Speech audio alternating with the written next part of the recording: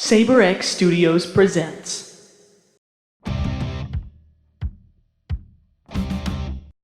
Hey guys, welcome to the podcast. I've got my good friend Chadwick O'Shields here with me, and no tag. He doesn't have a tag. No tags. No But- tags needed. But I had you on here on this episode of Juice It Up because we're going to be talking about the big announcement that Esports Arena.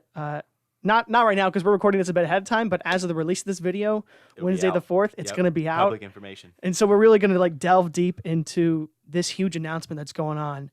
But before we get into that, I kind of wanted to get to know you better. You know, people man. don't know who you are, why you're qualified to be the manager at know, the it doesn't Nashville make a lot of sense, Esports does Arena. it? So just introduce yourself. You know what made you get into gaming and why? Like how did you become? How did I get to be the manager of Esports Arena here in Nashville? Yeah. That's a great question, man. So my background's actually in accounting, right? So that's about as boring as it gets. I'm a fourth generation accountant. Grew up here in Nashville. Wait, you're a fourth generation. Fourth generation being counter, baby. Nice. Yeah. Nice. So went to school at the University of Tennessee, Knoxville, where I did my undergrad and my master's program in accounting. Grew up playing a lot of traditional sports, soccer, baseball, football, kind of the standards, but a lot of gaming on top of that, right? So I grew up in the household where I think, it was for a lot of us back in the day, and it was, video games going to rot your brains, going to make you lazy, it's going to make you violent, all those kind of stereotypes that we know now today, and everyone seems to realize just aren't true. I always thought it was funny growing up, and, games meant so much to me. I started back with Call of Duty Finest Hour on the PlayStation, where you had the little, network port in the back you had to screw in. I had like a 90-foot Ethernet cable that I'd string through the house, and it was the worst because I'd have to run it into the router, which was in my dad's office. So he always knew when I was playing, so he could always track my time. And it was funny because I remember on my soccer team, the players that I had the best connection with and that we kind of jived with the most was, the players that I was coming home and I was playing Gears of War with. That was kind of the first game I got into competitively. So I just knew there was a lot of value in games, and it bothered me that no one else seemed to recognize that. So actually, I went to college, like I said, out at the University of Tennessee. Really stopped playing games for the majority of my collegiate career. Just Such a shame. There were so many beans. I know it was. You wouldn't have expected that. Usually that's when you kind of play more games, but there was just a lot of stuff to do. Unfortunately, a lot of studying at that time. But that's really when I ran across a Vice documentary on the League of Legends esports scene in South Korea. Okay. And that was just a very eye-opening moment for me. It was like, what the hell is this? Like, look how legitimate, video games are out here in South Korea. And I'm like, what's going on here? I was like, Bill Gates basically invented the computer out here. We've got the Xbox. Like in my mind, video games come from America. Yet over here in South Korea, it's just as popular as any other sport. And I just could never get that off my mind. And it was one of those, itches you need to scratch. And it's like, why is it doing so well over there? Why is it doing so well over here? Why don't we have it over here? Why, are we getting called nerds and getting made fun of? And, no one wants to even, at the time, like when I was in high school, you didn't really want to tell anyone you played games. You didn't want anyone to make fun of you or to label you as a nerd or something like that. And I was like, man, this is so different over there. I wish it was like that over here in America. And so, again, that was just something I was very interested in. Continued to do accounting. Graduated and then went to be an auditor with one of the big four accounting firms. Really, I got into accounting with the intention of always going off and doing my own business or doing something a little more entrepreneurship minded. And so I think, like I said, just always having that itch in the back of my brain, I continued to study and follow kind of the esports industry and the trends overseas. And I just was like, it's just a matter of time before it gets over here in America. There's just no denying it. Finally, the stereotypes are going away. Video games are hitting a little more in the mainstream. Twitch was coming out, and I think parents and just by naturally the kids were getting older, so they were getting more into the older range where they didn't have the same problem with video games as our parents, the their generation did, right? So naturally, just the population was going to start accepting video games more. I was like, man, it's just a matter of time. It's just a matter of time. So I was with KPMG for about 2 years. And then my dad actually fell ill in Atlanta. He was diagnosed with ALS. So I left my firm to move down to Atlanta to take care of him. And for anyone who knows anything about ALS, obviously it's a very crippling disease. You're in a wheelchair, you lose just basically all motor functions. And it was during that time in Atlanta when I got reconnected to video games. That was when Fortnite had just come out. And I needed something to do. I was stuck inside basically It's all always day. Fortnite. Yeah, The answer's always Fortnite. It's always Fortnite. But, I needed something to do. So I was like, you know what? I'm going to get back into gaming a little bit. Why not try this? Here's just free game Fortnite. And what was great about it is my dad didn't play any games. He struggles with them, right? You'd hand him a controller, and he could not grasp the concept of like 2 analog sticks, right? So he would be the guy that has to like run and then spin and run a little more. He just couldn't get it down. But he absolutely loved watching me play Fortnite. He just thought the strategy behind it. He was a big board game guy. He played a lot of sports growing up. So he definitely saw the strategy. But I think Fortnite is one of those. It's a simple game, right? 100 people drop in. One person, find your guns, find your weapons. One person wins. It's very simple. So I think he kind of saw the strategy behind it, and he absolutely loved watching me play. We'd play for hours all day. And then not only was it fun getting him, giving him something new, giving him something different to watch than just what was on TV every day. But, every night I was able to kind of reconnect with my friends in Nashville and, a lot of friends from college who had, moved across the country following different career paths, kind of reconnecting, 2-3 years after college, reconnecting with everybody through games and just reminding me of how much I enjoyed games, right? In high school when I'd come home and it'd be 20, 30 guys from high school playing Call of Duty every night and just how great that was. And so it was just reminding me of the value that games can give you just from a bigger picture, right? And then, the time came where it was time to go back to the real world, right? It was time to go back to Nashville and decide what I was going to do next with my life. Counting was great, but it's not the most fulfilling thing in the world. Not really, no. As you can imagine, no one likes to see the auditor walk in the room, and that was kind of a tough place to be. Not a lot of fulfillment from that. So, although it's very needed, it's a much needed profession. Yeah. I mean, it exists for a reason. They're major companies for a reason. I mean that without getting into detail, the stock market relies on the audit opinions, so it proves truth. But I didn't want to go back into it, or at least not yet. I wanted to try my hand at something else, and that's again where I was saying this itch I can't scratch. I was like, man, because now Fortnite was huge, and I saw it again. Like I said, I was like, I know it's going to come to America. I know it's going to come here. Esports is going to be a bigger thing, and it has on. I know a lot of people argue it has on a lot of accounts. Call of Duty's huge. Gears of War is pretty big. You had StarCraft back in the day. Don't get me wrong. I'm not trying to argue that Fortnite was really pushed esports here in America, but what it did is it made Fortnite was a household name. People of any age who did not play any games, who knew nothing about video games, absolutely knew what Fortnite was. It's all over the news. All the kids are doing the dances. And so I think that really broke down a major barrier and really helped pave the way for parents finally seeing and hearing, wow, look at all these kids making all this money doing this. Or just everyone knows what it is. It was video games and competitive video game playing, and the concept of treating video games as more than just a hobby or something fun to do was now something that people, the larger public, understood as a possibility. Well, that's something, because it's really hard for parents to see their children in their rooms all day playing video games and think that, oh, they're going to make something of their lives, right? Like, it's really hard to see that. But then, like you said, watching all those kids making money, that helps break down the barrier. So I agree with what you're saying right there, and I also find it really heartwarming of you playing with your... It was funny, man. He always be like, there's a guy over there. Don't you see him? Like, shoot him. I'm like, hey, backseat driver, hold on. I used to do the same thing with my older brother. Not the one actually, but my other older brother, he would play like banjo and kazooie when we were younger, and I would watch him all the time. And so listening to your story, I really kind of got connected and was able to visualize it. So I appreciate you sharing that. But a big question for me is, how did you get into I'll let you continue, because I think you were getting there. We're getting close, right? So I'm again I don't want to do accounting anymore. I want to do something that I find a little more fulfilling, and something that I think just comes a little more naturally to me, something that's just more fun. Right? And, at this point in time, I'm not going to argue, I'm by far not the best video game player at any game in the world. And I do my best to follow, all the big teams and watch as much esports as possible. But even that's not something I super fill my time with. At the end of the day, like, I'm still mostly business minded. A lot of business operations and, the kind of math behind what makes a business successful and what makes it doesn't. And again, going back to South Korea, I've always been trying to answer that question. Why did it do so good over there? Why is it not over here?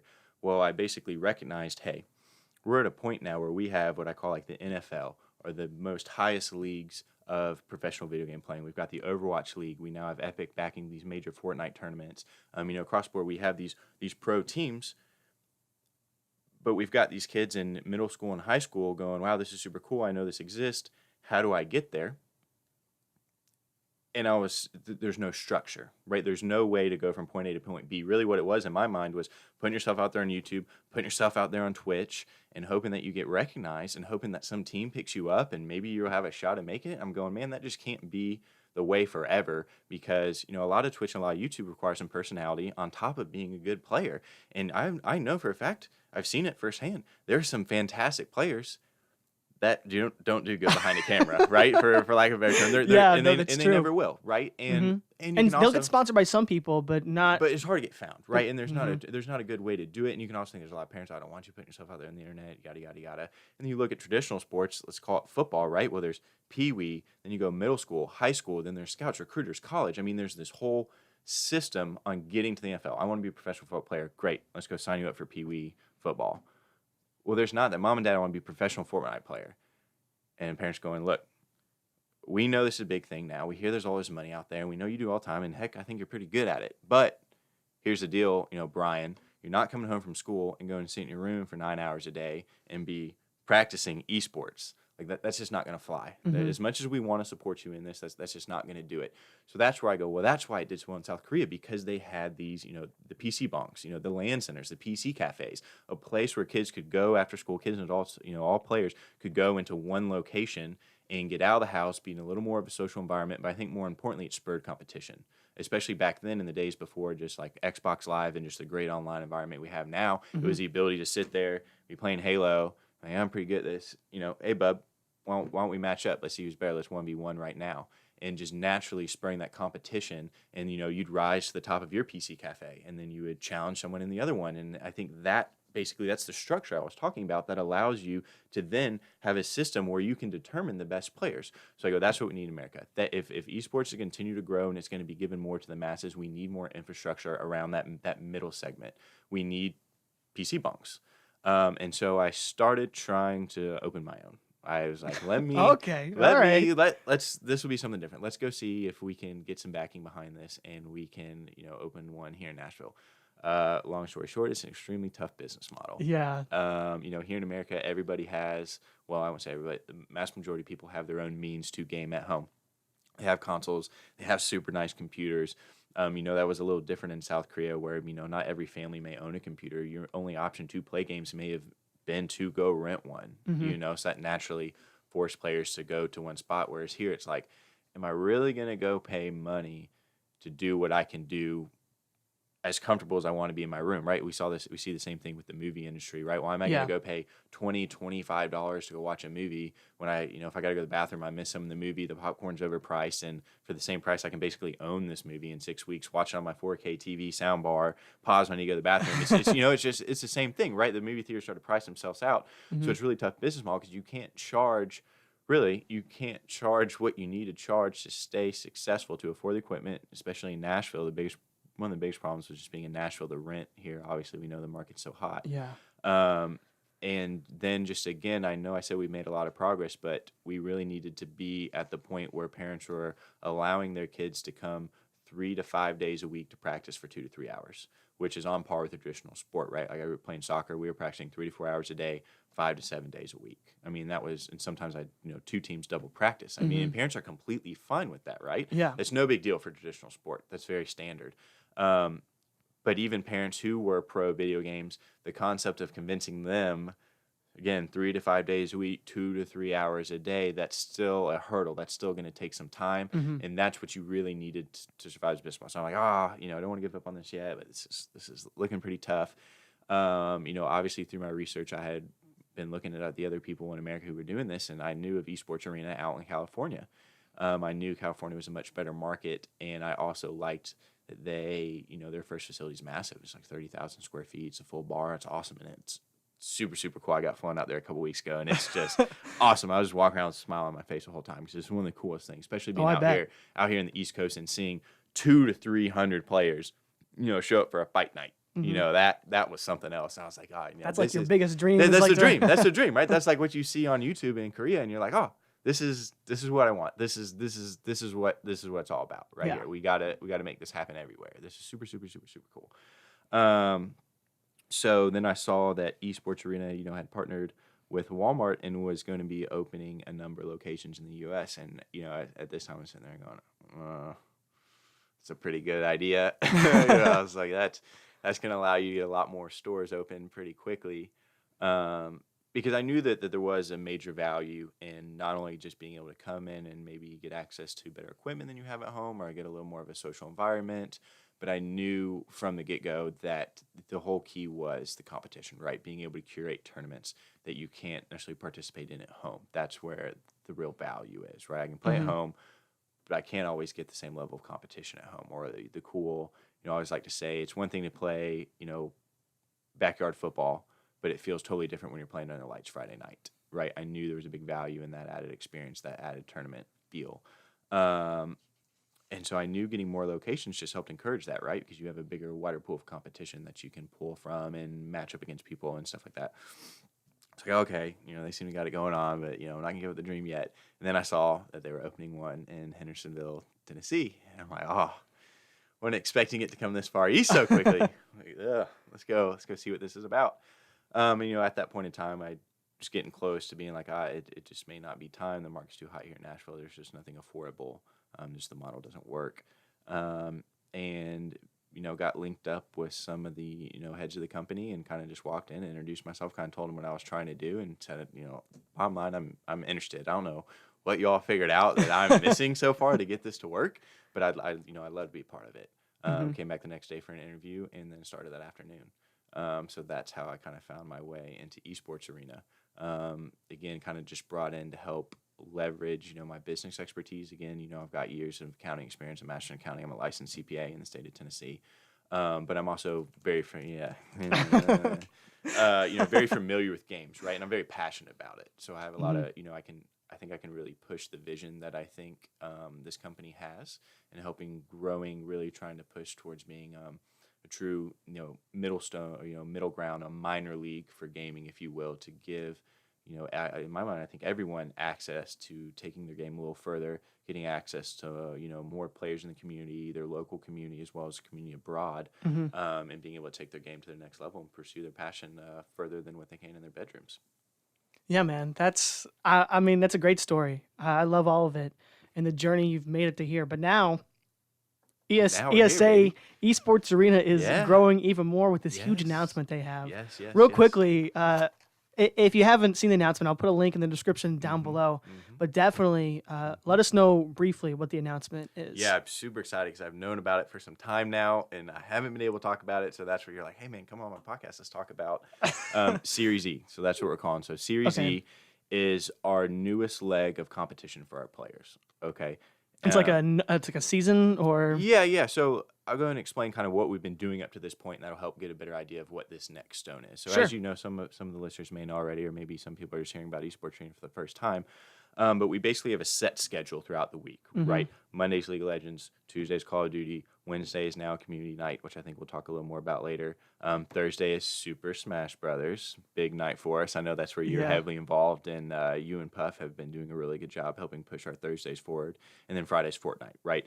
And each of our locations has the same schedule. So it's not just in Tennessee; it's all around the country. Correct. We have 10 locations at this time. Okay. At the time of this podcast. And we're building more? More are on the way. Yes, we can't talk any details about that, unfortunately. What? But I know. But very exciting stuff. Again, we're going to have a lot more competition, a wider competitive pool, going forward with these additional locations. But so long story short, so that's kind of your standard week, and then we run a season, right? So let's say we'll do Smash Brothers, for example, of course. You come in Thursday for Smash Brothers in Nashville, and you're going to play in our Smash Brothers tournament. Usually it's first, second, and third will win cash that night. There's a cash payout associated. It's a $10 buy-in, 5 of which goes to the prize pool, so the number of players times $5 to the total pot. You're going to divide that up between first, second, and third, right? So you not only can win some cash that night, but the season basically runs, let's call it 8 weeks. And the top 8 places, or the top 8 players each night, are going to accumulate season points. Okay. All right. So, for example, someone comes in, they get first place 2 times, and they never come back. They come back first 2 weeks, they get first place. They never come back. well, let's say someone comes in and they get fourth place all 8 weeks. Well, that fourth place player is probably going to accumulate more season points than just that guy that came in and beat. So it's not only looking at it's taking your skill into account, right? Because you're going to obviously earn more points for placing higher. But it also rewards you for coming back and being a part of that community and playing out a season, just like any professional sports team was. You don't just get to take weekends off. I mean, you have a set schedule. So it's going to reward players and really kind of create more of a structure, right? A true season. So that's what we have been doing so far. I hate to cut you off, but we got to go to break real quick. We'll tell you about those rewards you're going to get for getting those points after the break. Hey guys, we're about to delve into this announcement. So this is your last chance to watch it before we really get into things. Might talk about some stuff that will confuse you if you haven't seen the announcement before. Make sure to check it out. I'll put a link in the description down below. But if you're ready for it, it's time to juice it up. Welcome back to the podcast, everybody. When we left off, we were just getting into the new Esports Arena announcement about the Super Smash Thursdays, their new Series E Pro League. Correct. That's going to be happening, and we were talking about how, what placement you get in each weekly event at your local Esports Arena is going to give you a certain amount of points, and we're going to go into right now the rewards for getting those points. Right, so you're accumulating these points over the season, right? And that's what we've been doing so far. So at the end of the season, generally there's either an additional tournament or prizes for the people who, have the most season points. Yeah. Okay, so let's call that, for what we've been running, what I just explained, let's call that the JV League. Okay, so now we're starting what we're calling the Series E League. Think of that as the varsity league. Okay. Okay. So now we're going to be running two separate leagues. Okay. We've got our standard JV league, we've got the varsity league. So we'll run a qualifying season. It's basically open to all players. So it's going to run just like the JV season does. And that starts tomorrow. It starts tomorrow. Oh my gosh. I know. You're making me want to quit. I know. Sorry, really enjoying the team. Man, wait till you hear what the varsity league gets you. Oh my then gosh. You're gonna probably stop the podcast and go practice. Okay, good. So we're gonna do this qualifying season, and then the top players, or the top player, single player from that qualifying season, so whoever has the most points at the end of that qualifying season will be given the opportunity to become what we call a Series E Pro. And that's at each location. That's at each location. Okay. So let me take a step back and kind of explain the structure of this varsity league. So, kind of like how NASCAR works. So like NASCAR, I have no idea how NASCAR works. Put it this way, like how NASCAR has like the Frosted Flakes car, the Tide car. Each car is kind of sponsored. Okay, yeah, right? yeah, I'm getting so that. each car's kind of got a sponsor, but the driver may change, right? Yeah. Throughout the cars. Okay. So take that knowledge and let's apply that to Series E. So we're going to have 20 locations. Each location will be given one jersey, one NASCAR, if you will, and it will be sponsored. Okay. Okay. Yeah. There's going to be so many memes. There's going to be tons. So each location will have a sponsored jersey. Okay. So let's call it, let's say Nashville gets, I'm completely making this up. Here you go. The Capri Sun jersey. Let's say Capri Sun sponsors The one juice of our jersey. Yeah, the Juice juice It Up jersey. There jersey. you go. The Juice It Up jersey. As soon as I get famous, I'll sponsor. There you go. You can sponsor a jersey, right? So you basically, a sponsor will buy this jersey slot. The top player from that qualifying season will then become a Series E Pro, and he will be the Nashville Juice It Up Super Smash player. Okay. And he now exists in this varsity league with all other 19 players from our different locations. Wow. So those 20 players will then run a Series E season. So JV will continue to go on Thursday nights for everybody, for the public. Anyone who wants to come out can always participate in that JV league. Now this varsity league is kind of locked out, right? You got your varsity players who will then run their own varsity season, their own Series E Pro season. And so what does it get you to be a Series E Pro, right? Well, this is the cool part. Obviously you're going to get a little bit of local fame, right? Everyone's going to want to come out and see, Brian for Team Juice It Up in Nashville, playing Super Smash. It's going to allow you to actually travel with expenses paid across the country to participate in some of these, participate in these matches against the other locations. Oh, so it's not going to just be online. It's going to be traveling to other places and competing against all the other pros. Okay, that's going to be so you're really going to be sick. traveling. You're going to be put on streams, obviously going across our social media, getting a lot of, what we hope fan support from your local community. Definitely. Maybe you got to be flown out to Kansas City to go compete against their Smash player. All the guys back in Nashville will be tuning into our Twitch, cheer you on, stuff like that. And probably one of the most exciting things, and I think you'll probably agree, especially for the Smash community, is you will actually be given $1,000 a month salary. Yo, let's go. On top of getting your expenses paid for travel, on top of just the cool aspect of getting to compete and be considered this special jersey player, but you'll be earning $1,000 a month for, what I think is going to amount to 2 matchups a month. So you got to play Smash twice a month and you get paid $1,000 for it. And you get to travel. And you get to travel. Cool. Could be worse.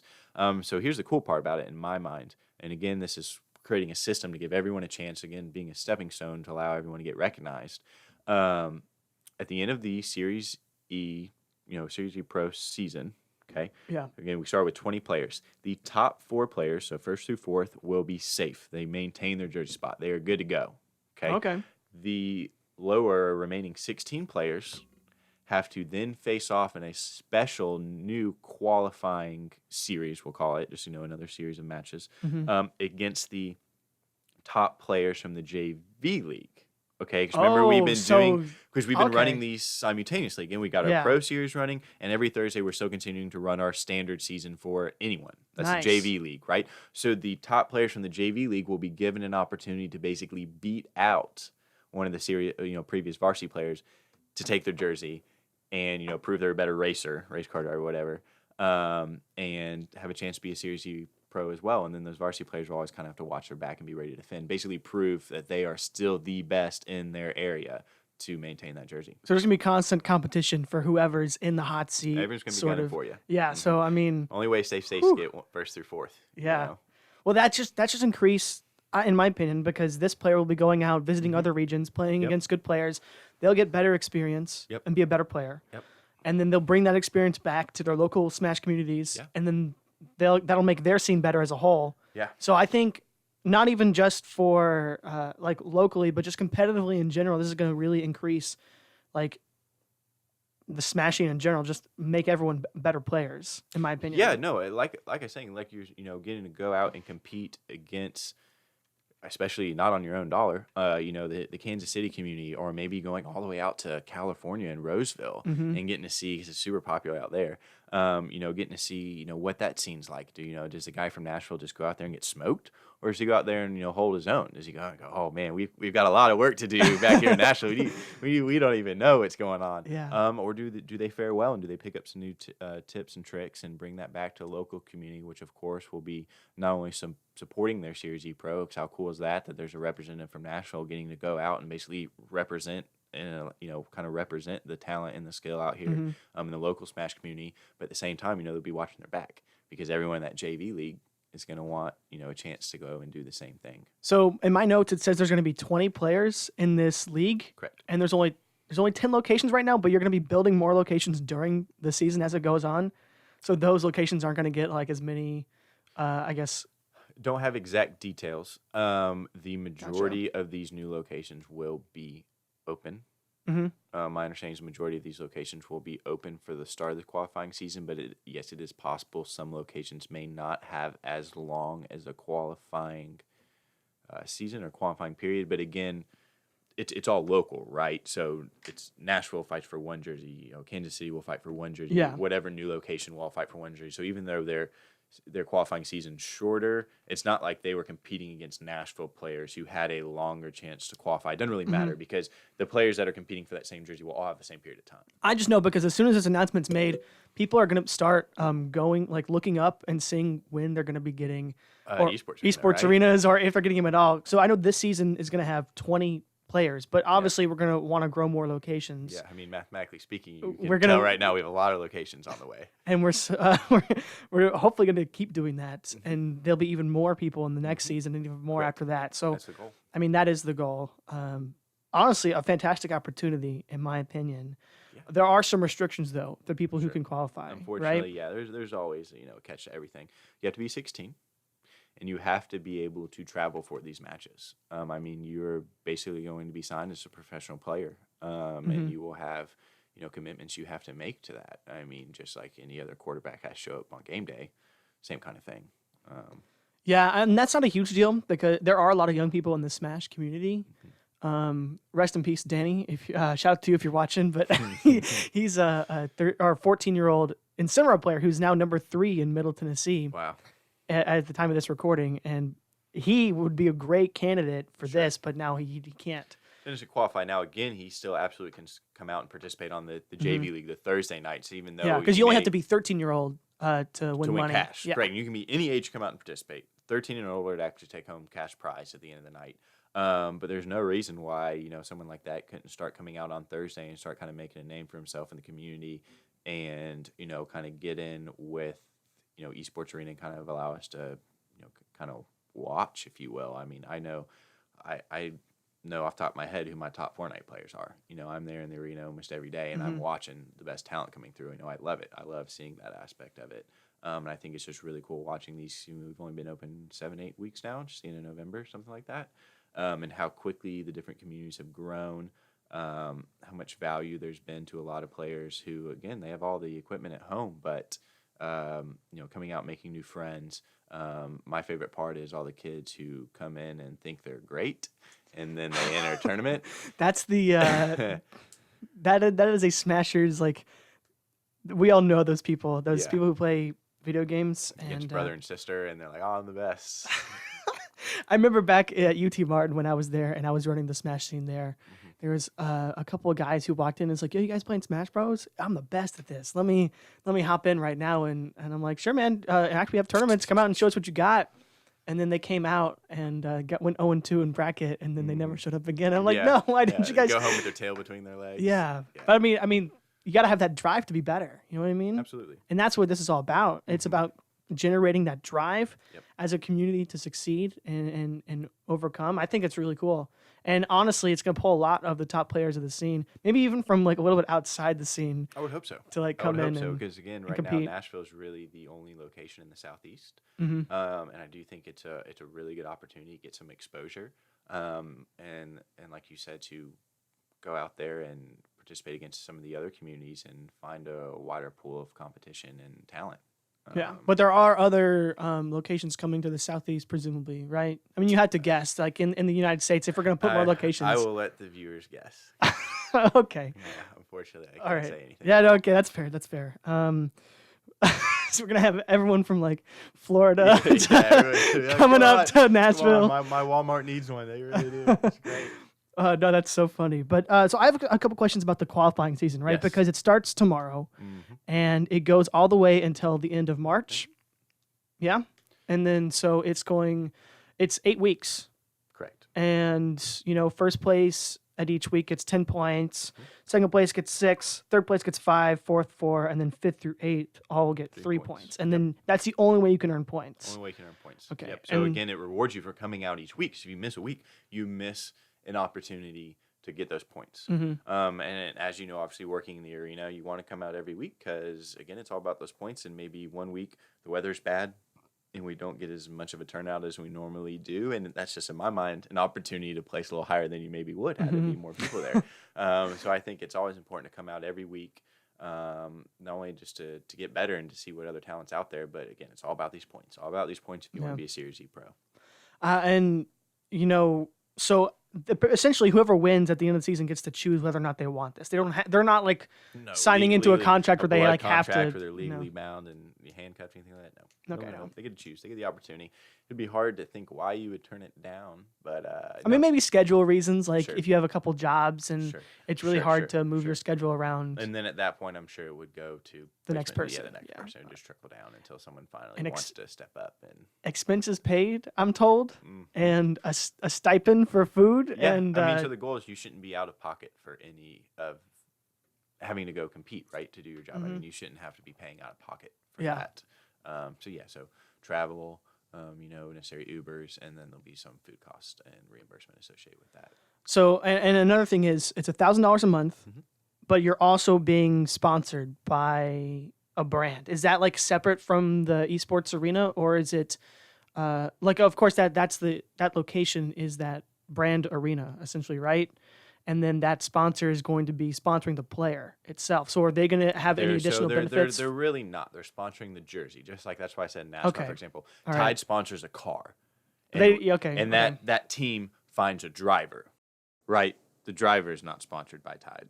The car is. And they Gotcha. try to find the best driver to drive the Tide car. So you want the Tide car to win first. Okay, yeah, that makes more sense. Right? Yeah. So the player himself gets no Benefit from the from sponsorship. the direct sponsorship. I mean, Okay. because they're signing the contract with Esports Arena. Esports Arena in theory, manages these jerseys and then sells out those jersey spots to sponsors, right? And that also is another reason why, not only to help give people from the JV League something to look forward to and a chance to move up, but it kind of helps make sure that the best player in your area is representing your jersey, right? So if you don't finish in the top 4, you better prove that you're still the best, because if someone's better than you, they're going to get your spot.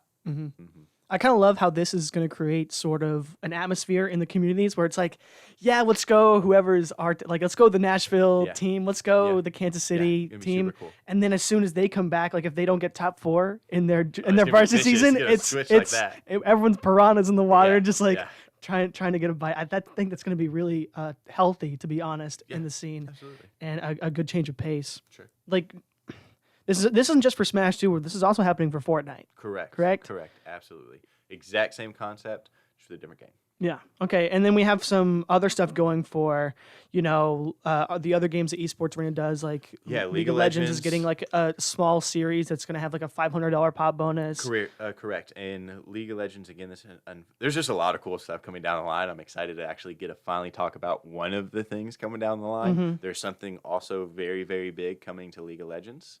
Cannot give a single detail, but let's just say there's a reason why the league has a shorter season. Yeah. Because there's basically something planned, and we'll be, again, taking that concept to another level as well. Okay, cool. And then you got COD 2v2s on Tuesdays. Huge. And that's huge for us. Yeah. Call of Duty 2v2 is one of my more favorite nights. I think it's super fun to watch. The people that come out are great. That's a super fun night for us. And again, with COD, there's always more stuff coming down the line, but at least just what's different than what we have been since we've opened, right? Because when Nashville opened, we were out of season. So this is Nashville's actually first time getting to compete in this nationwide season, right? So the biggest thing is not only having your, first, second, third win money every night, but again, they also will accumulate these season points. Unfortunately, not to be able to earn a Series E spot. We don't have Series E for Call of Duty at this time, but there's still going to be kind of like a championship tournament that you would qualify for, and then a much bigger payout, much bigger prize bonus than just what you're seeing on a weekly basis. Yeah. And then you also you're starting to do community nights now. Yeah, I'm really excited about that, and that is one thing that you're going to be having a big hand in. Yeah, absolutely. yeah. Handpicked you and Michael to kind of head those nights up. So previously we had been doing Street Fighter on Wednesday. That was not working out. It was, I think for a lot of reasons it was just hard for the community to, maybe get out to Hendersonville on that night. I know there were some other competing, meetups that I think kind of took a lot of those players. And I mean, long story short, we just weren't getting good turnout for it. So we're doing what we're calling community night. Right. So every different location in the U.S., this is one of the few nights where we actually don't necessarily coordinate all together, because we are basically running our own games. We're going to be listening to our local community, trying to hear what people want to play, and we'll be running those tournaments. So it gives us a little more flexibility at the local level to do stuff we want to do. So I'm talking, we're looking at doing box fights for Fortnite. We're looking at finally doing some CSGO tournaments. We've had a lot of talks about CSGO. We're looking at implementing that. One of my favorites and something that I think we can really find a community for is going to be Rocket League. I know your brother's pretty competitive. Yeah, the problem with that is that if you're not doing it with all the locations at once, that's going to be hard to get a lot of teams for that. Luckily, Rocket League is one that I've been talking to their locations, the other managers, and Rocket League's a simple one for us to do. Basically, every location's agreed, we're going to be running at least Rocket League on Wednesday night. Okay, cool. So again, that's a night that adapts for us. That's on you and Michael and my other employees, and again, our customers come in and tell us what they want to play, tell us what they like to see. We get a lot of calls from Madden, we get a lot of calls for CS:GO, we get a lot of calls for Rainbow Six Siege. I know we were talking about Rivals of Aether, maybe trying that out too. Absolutely. So right now, at this point in time, Nashville will at least be starting with trying on Wednesdays, our community night. We're going to be trying to do Rivals of Aether, either every Wednesday or every other Wednesday. Gotcha. I think you're going to kind of head that up and figure out what that community wants. Do they want to try to come out every week? Would they rather do a bigger meetup every other week? We're going to be doing Rocket League every Wednesday. Gotcha. Yep, Rocket League every Wednesday for sure, and that will be cross-location, at least across the central locations. I know there was also ideas of Mario Party, or not Mario Kart being thrown around. Yeah. I love Mario Kart. I personally play a lot.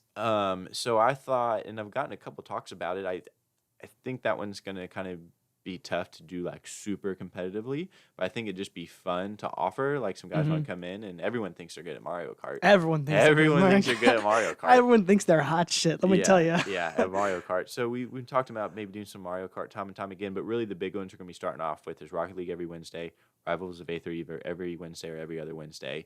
And then we're working on our format and trying to figure it out because none of our employees unfortunately have any CSGO experience. Now I played Minecraft CSGO. Excuse you. Okay, no. Well, yeah, no, I don't no. think that's what the people coming in asking for CSGO are looking for. Yeah, no, I understand but that. something we've all been researching, and we will be implementing CSGO. There's just been too many people asking for it, and CSGO has just been too big in the esports scene to really ignore. Yeah. I agree. And I think it's something we can learn. So it's not. Absolutely. Oh, 100% we'll pick it up. All of, as you know, working there, all of our employees are very experienced, very passionate, very knowledgeable about almost everything. So learning how to do good CSGO tournaments will be no problem at all. Yeah. So that's your Monday, Tuesday, Wednesday, of course, League, Call of Duty, and then community nights. Thursdays, the Smash nights, and then Fridays, Fortnite. Which has been our biggest night so far. And then weekends, just a whole jumbo of things. It's different every single weekend. Yep, it's kind of a mix-up between those games that we just kind of talked about. So I think, in February, again... We've got Rocket League, Call of Duty. Basically, Rocket League and Call of Duty alternate the Saturdays. I think we have one Smash weekend, too. We do. We have one Smash weekend. That is the 15th? 15th. Yeah. That's correct. We have one weekend Smash event, but that's not going to count as the qualifying season. That's just a separate event. Correct. That's just kind of like a monthly meetup. Yeah, okay. Just give people to come in on a weekend. I know it can be hard for people to make it out with work and school and all that kind of stuff to come out every Thursday, but that gives maybe some other players a chance to come out on Saturday and compete in Smash. And then Sunday is always Fortnite duos, right? So we do Fortnite solos every Friday, and we do duos on Sunday. Gotcha. And that's pretty much all locations too, right? Correct. Okay. Yep. And really the biggest thing that we've been working on with Fortnite, and we just ran our first trial, let's call it, last Friday, was custom servers. So historically, we've been kind of doing like frag race kill format, and we are trying to move towards, and will be, obviously, we appreciate our community kind of working with us as we work out the kinks here, but doing custom lobbies, right? So it's all players against all locations dropping into one Fortnite drop. Gotcha. It was really cool. It was a lot more fun to watch last Friday. Obviously, we're just working through refining the rule set and finding little errors and little headaches that come with custom lobbies. But we had a lot of headaches with kill races as well.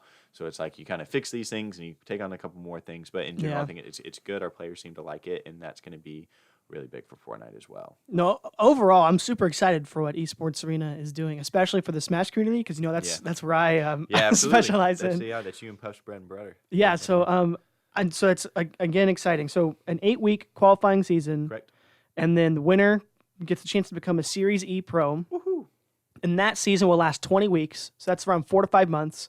They'll get paid $1,000 a month, so that's like $4 to $5,000, and then and they'll get flown out at least 2 times a month to compete and stuff. Yeah, when you say flown out twice a month, you may have a home match, but in general, we mean playing 2 matches a month. Okay. Maybe 1 month you're both away, maybe 1 you're home, 1 you're away. The exact details of that will be okay. We'll kind of figured out later. Awesome. But in general, you're going to be responsible for playing at least 2 matches a month. I'm so excited. It's going to be cool. I'm so excited. Cool. Yeah, and especially the streaming aspect of it, as you know.